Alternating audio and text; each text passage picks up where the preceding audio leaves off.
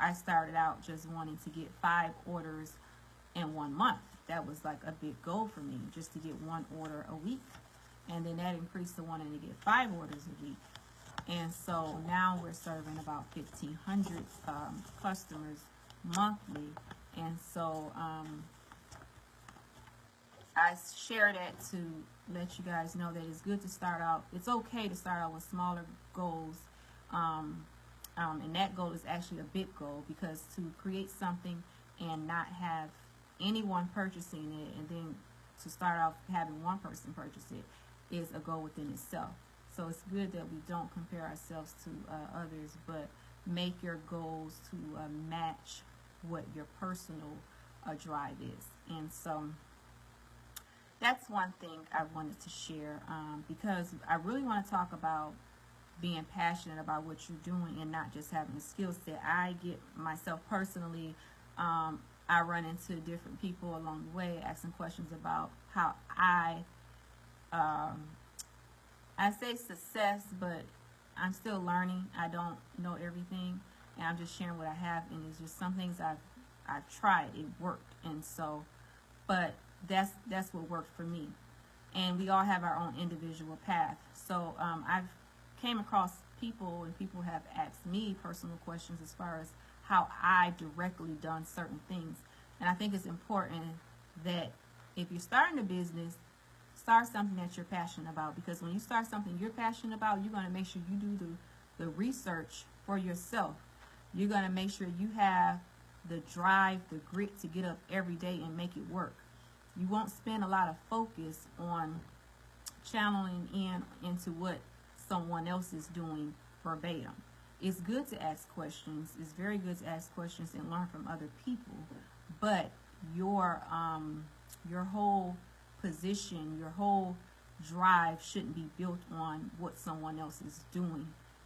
It's very important to make sure that you're really focusing on something that's deep within you, something that you desire to do for others, something that is personal to your own journey.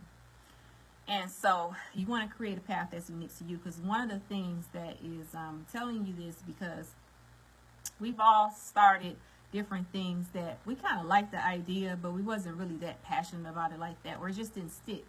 Well, it didn't stick because we wasn't passionate about it to begin with. And it's important to look at things that you're actually passionate about, because you'll spend a lot of time doing something that you really are not going to stick with. So yeah, so that's one of the things I wanted to talk about. Do you guys have any questions or any input you want to share? Any business questions? I'm open here to answer anything that you may have, and anything that I can share. I'm very happy to. Thank you, babe. Very happy to respond here.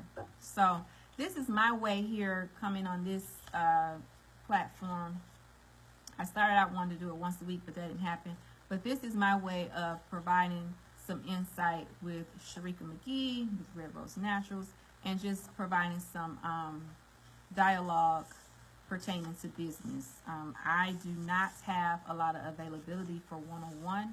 I did offer that earlier in the year, where I provided consultations for a fee, but I don't have that available at this moment.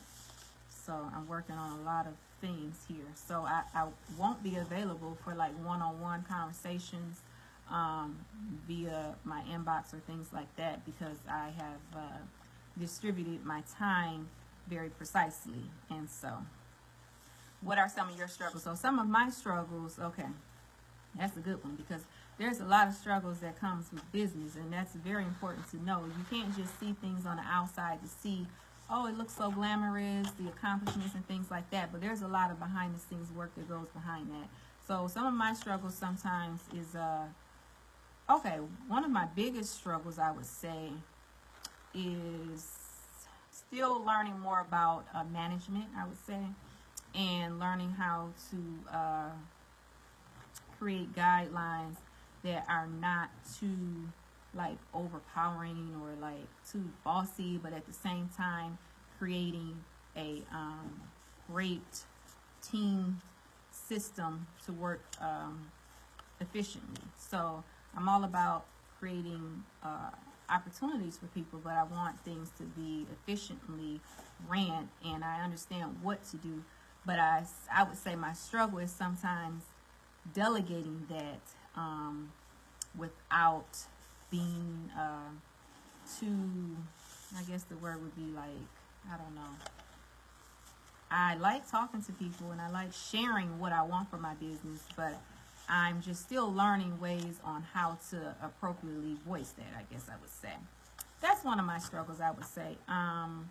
And other struggles, let me see. There's a lot of struggles with business, but one thing I learned is that if you look at when you're in the business or anything that you're doing really in life, you're going to come across what's called obstacles, and not necessarily a challenge. They're obstacles. So if you look at it like an obstacle, you look at it like, okay, here's the problem.